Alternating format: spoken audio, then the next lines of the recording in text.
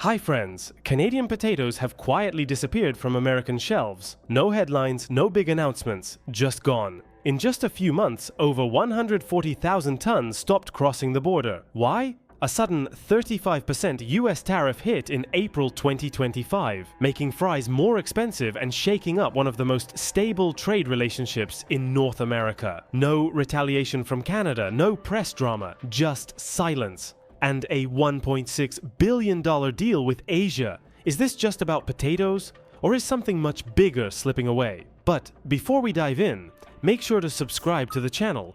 We bring you the most urgent global updates, exclusive conflict insights, and accurate forecasts you won't find elsewhere. Prices jumped. A $22 bag became $30. A side of fries went from $3.50 to $5.25 overnight. But the real cost wasn't just monetary, it was relational. Canada didn't retaliate. Prime Minister Trudeau flew to Asia and signed a $1.6 billion agricultural deal with Japan, South Korea, and Indonesia. No threats, no ultimatums, just a strategic pivot. The message was clear. If the US no longer values the trade partnership, Canada would look elsewhere. Once a reliable and quietly thriving cross-border staple, the potato trade between the two countries had fed millions of American homes and propped up small towns across both nations. But tariffs turned trusted commerce into economic silence. The fallout? Canadian farmers began scaling down production. Storage warehouses emptied. Restaurant owners in the Midwest swapped out high-quality PEI potatoes for inconsistent domestic alternatives. Customers noticed and left, not because of politics, but because the fries were worse.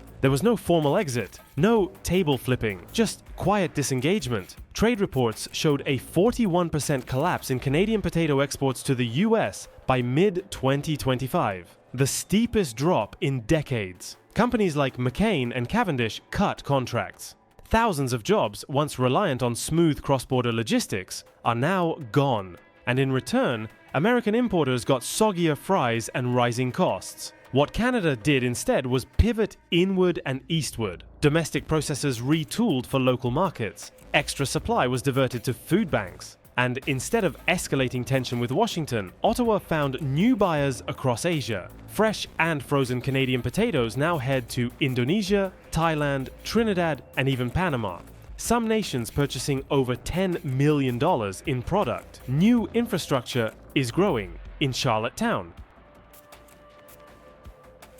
Freezing facilities expanded to support Asian exports, creating local jobs and absorbing imperfect potatoes that used to be discarded. This wasn't revenge, it was resilience. But building new partnerships isn't as easy as flipping a switch. Canadian shipping routes to Asia remain expensive and underdeveloped. Some nations still haven't approved raw potato imports. Smaller farms, lacking direct access to international buyers, are left at the mercy of big processors. Meanwhile, US policymakers remain silent. Protectionism, sold as patriotism, has caused reputational damage that can't be repaired with a press release. Canadian officials never slammed the door, they simply stopped knocking. And maybe that's the most telling part of all. That trust doesn't always end with a bang. Sometimes it just fades, one truckload at a time. So, what happens next? Will the two nations rebuild the bond over shared harvests? Or is this how a century-old trade relationship ends? Not with tariffs, but with silence. Let us know what you think in the comments. And don't forget to subscribe for more in-depth coverage of the real stories behind global headlines. Across North America, what once was a tightly woven fabric of agricultural cooperation is slowly coming apart at the seams.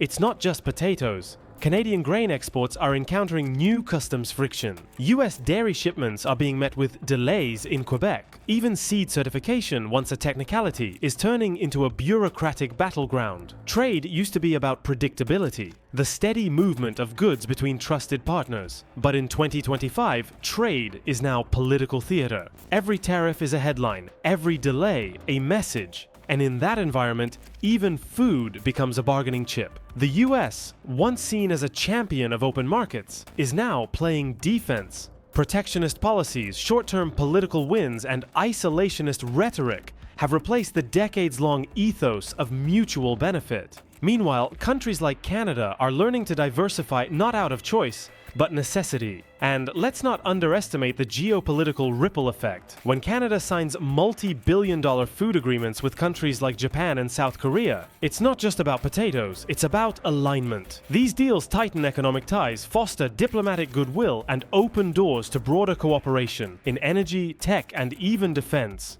Every shipping container of PEI potatoes is now part of a larger strategic puzzle. And as the US retreats from dependable trade norms, China and the EU are stepping in, with predictable rules, long-term commitments, and fewer surprises. To many global partners, that's more appealing than dealing with shifting moods in Washington. There's another cost too: trust. Small and medium-sized businesses on both sides of the border are finding it harder to plan, invest, and grow. If the rules of the game can change overnight, why invest in the field at all? A family-run diner in Minnesota and a third-generation farm in New Brunswick both now ask the same question: what's next? The long-term consequences go beyond agriculture. Supply chains are built on rhythm.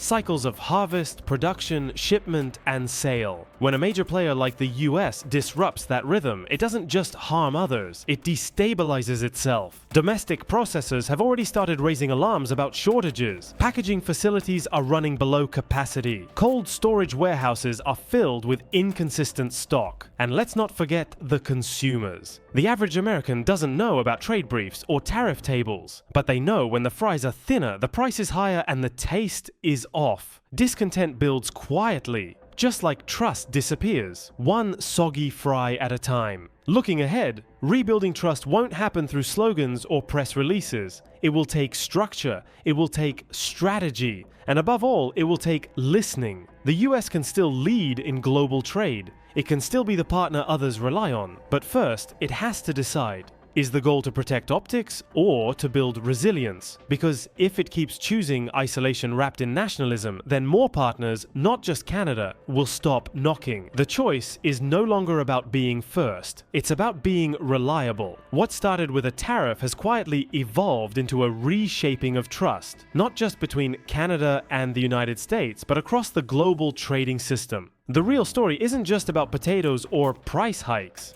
It's about how quickly long-standing partnerships can fracture when predictability is replaced with policy volatility. When rules shift without warning, even the most reliable relationships begin to drift. Canada didn't walk away in anger. It walked away in silence. And perhaps that's even more telling. As America doubled down on short-term protectionism, Canada ran the numbers. While Washington played tough with tariffs, Ottawa made phone calls, signed contracts, and built new bridges.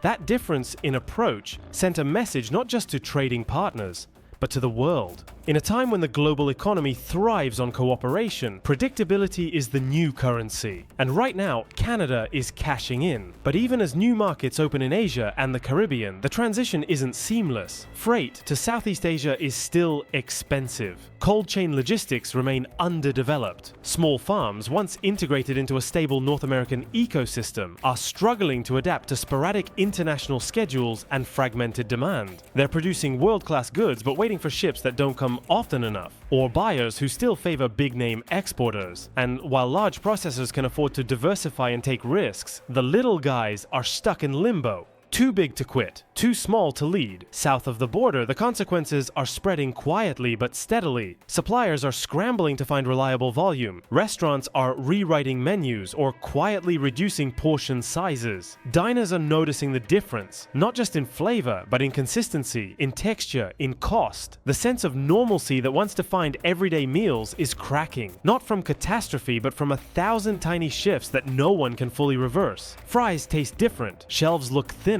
Trust feels distant. And in Washington, where decisions are made faster than consequences unfold, the silence from across the border has been misread. It's not surrender. It's not retaliation. It's a pivot. A quiet, calculated decision to stop waiting for stability that never arrives. Because Canada, like many others, has realized that resilience doesn't come from begging a partner to behave. It comes from building alternatives. In trade, as in diplomacy, absence often speaks louder than outrage. Canada didn't slam the door, it simply stopped knocking. That's what makes this more than just a trade disruption. It's a shift in worldview. If you want to stay ahead of the curve with real-time updates, in-depth analysis, and expert insights on global flashpoints like this one, make sure to subscribe. This is just the beginning.